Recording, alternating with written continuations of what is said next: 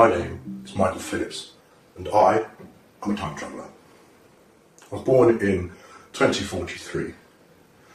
At the age of 18, I joined the army, had a few years there, and then I was recruited into the SES, the 21st SES Regiment to be exact.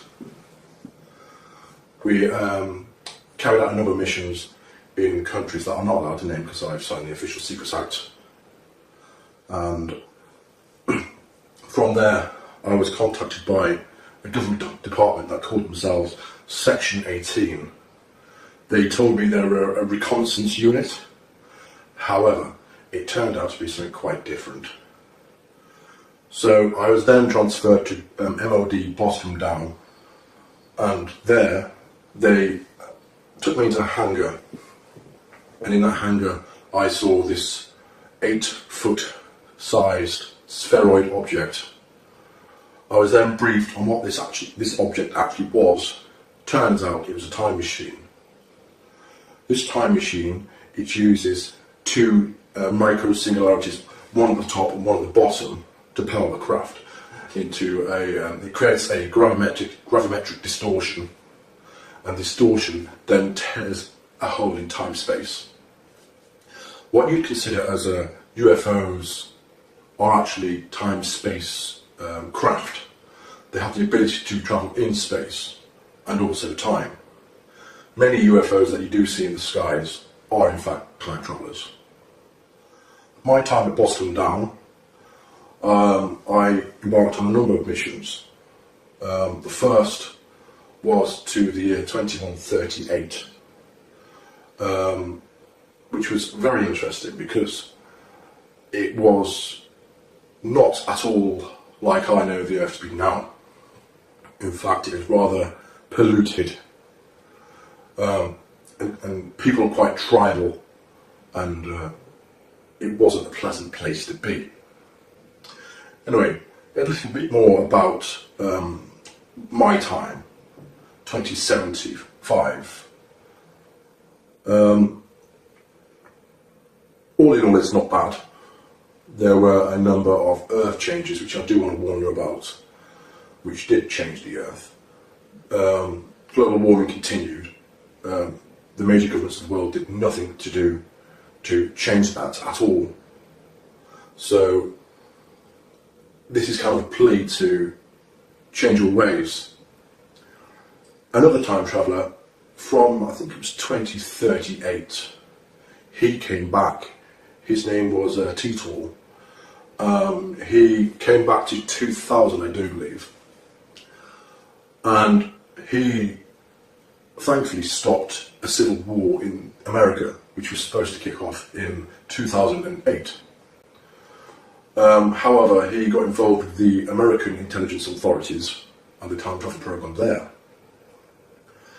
And it was decided that America needed a single unifying event to bring the country together and to avert a civil war. And that event was 9/11. Tito went back, I do believe it was May of 2001, just before that happened. So that's what happened there, and he did change the timeline, so the civil war in 2008 didn't happen. More towards where we are now, where I am in 2018, which is odd because it's the first time I've travelled backwards in time. I've always travelled forwards. There is a limited nuclear exchange in 2019, March of 2019. That does involve North Korea. They attempt to launch a nuclear missile at Honolulu in Hawaii, and then the US responds with 2 cruise missile nuclear-laden missiles to Pyongyang and takes that out. So Kim Jong-un was no more at that point, and a lot of his government was taken out too. With the turmoil that ensued after that, World War III did start in 2020. It was a limited war though, thankfully. It only lasted 3 years. China and Russia were against the UK, America, and a few other countries. And all in all, it was a very fast but brutal war. Countless millions were killed. Nuclear weapons were used in a very limited capacity. Very limited, thankfully. Just battleground nuclear weapons. What else can I tell you? Oh yes, 2022, California, LA to be exact, is hit by what they term the big one. There was a very, very massive 10.2 magnitude earthquake there, which completely decimated the city. It actually cracked the fault line straight across California. As a result, California sits a good 10 feet lower than it used to. With rising sea levels, that did cause California and surrounding areas to be flooded and to no longer be habitable for people. People had to move out. What else can I tell you? Donald Trump, he clung to power for 2 terms, tried for 3. However, he was impeached and he was finally got rid of. Then you had Oprah Winfrey, believe it or not, try and run for the presidency. She was not successful. There was a man called Michael McIntosh who actually succeeded.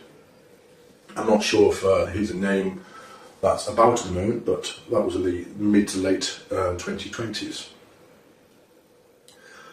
On the plus side, in the mid 2020s, we did land on Mars. We had the first land on Mars, which was good.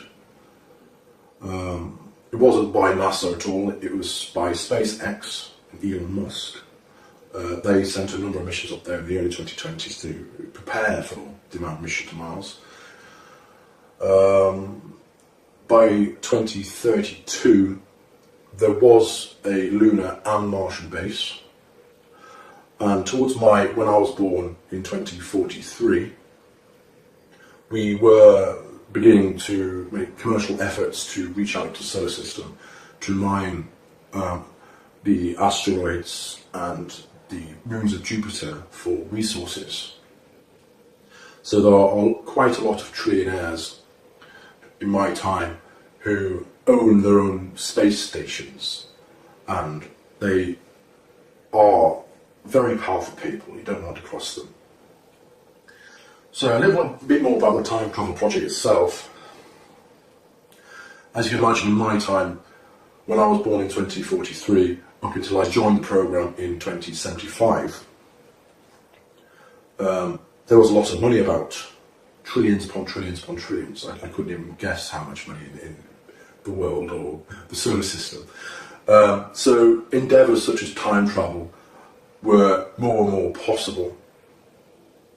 I have travelled numerous times in the future, and I'll tell you about one time now.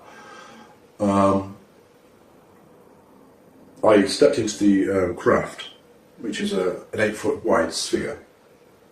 It uses 2 dual positive singularities, one at the top, one at the bottom, like I've said before, and it creates a distortion of the time-space via gravimetric forces. It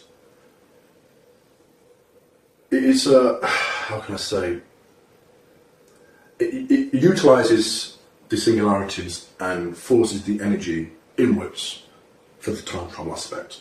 If you want to travel in space, you create a gravimetric wave outside of the sphere itself, and you can ride on that wave and get to a location in space very, very quickly. In terms of one of the times I went forward in time, let me just try and pick an interesting one. Yes, I went to the 2432, and the world, thankfully, was a lot different again, but it was different in a positive aspect. The atmosphere and pollution, that was all cleaned up, thank God. It was very nice actually, it was very green, there was lots of flowers everywhere. Everyone appeared to speak English, however I'm not sure if that was them speaking English, or they had some kind of implant where they could understand English or speak in their language and you understood their language, or what. Buildings were exceptionally tall. There were just huge glass towers. There were numerous cars which were flying and travelling in what I assume were highways in the sky. People were friendly, they were open, they weren't afraid to come up to you and say, "Hi, who are you, where are you from?" I think they were quite used to having time travellers, because when I said I was from 2075, they didn't appear to be all that shocked. I certainly would have been shocked at the time if I would have known time travel was about. What can I say about time travel itself? Time travel itself. Well, back in, I think it was 1947, the US government captured a time-space craft. And this craft, it took them a few years to figure out what it couldn't and can actually do. They tried to retrofit some supermagnets onto a ship one time, I do believe. And unfortunately that did not go well. It did not travel in time. It travelled in space. It travelled approximately 30 or 40 kilometres down the coast. And when they did find this ship, this US Navy frigate, all the crew members were fused into the ship, and it wasn't a nice sight, so they hadn't quite perfected it back then. Officially, time travel was invented and perfected in 1975. There were a number of operatives who went backwards in time, mainly because they wished to try and change various historical events, such as World War II. However, they were not successful whatsoever. In fact, a lot of their efforts were making the changes and making what happened a lot worse. So if you've got any questions about what I see in the future, I think that you'd be more interested in that. I'd be more than happy to do another video and say, right, this is what's happened. Thank you.